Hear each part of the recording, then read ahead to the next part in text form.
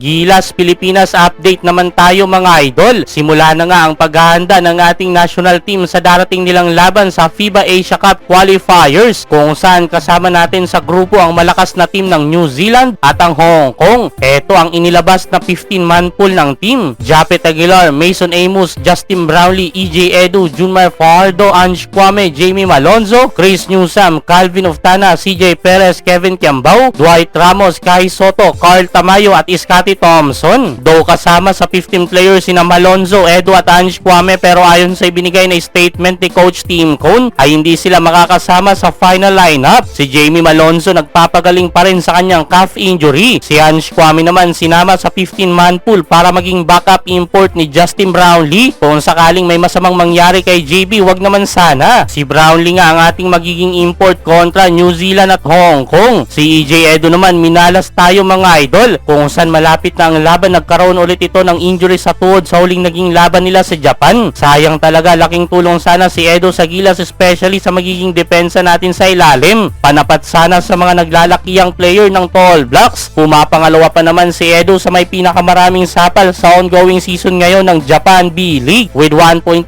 blocks per game. Mas solid pa sana ang ating painted area, nasasamahan pa ni Kai Soto na pumapanglima naman sa B-League na may 1.2 blocks per game. Pero kahit na ganun ay kumpiyansa pa rin si Coach Tim Cone mga idol na matatalo na natin ngayon ang New Zealand. Papalit sa spot nila Jamie Malonzo at EJ Edu ay etong sina Japet Aguilar at Mason Amos. Kung hindi ako nagkakamali, 4 na beses na nating nakaharap ang Tall Blacks at 4 na beses na rin tayong nabibigo. Hindi pa nga tayo nananalo sa malakas na team na ito. Lalo na ngayong mas pinalakas pa kanilang lineup, siguradong magpapahirap dyan sa Gilas ay sina Ethan Rosbach at ang former PBA import na si Tom Vodanovic, ang dalawang scoring leader ng team. Pero gaya nga ng sinabi ko kanina, kumpiyansa si Coach Tim Cone na mananalo na tayo ngayon sa New Zealand. Well, sana nga mga idol, ganun talaga dapat ang mindset ng isang coach nang mas lalong ganaan ng mga players. Medyo may problema lang kaso mga idol, sa mga latest practice kasi wala si Justin Brownlee. Ayon kay Coach Tim Cone ay masakit daw ang tiyan ni JB,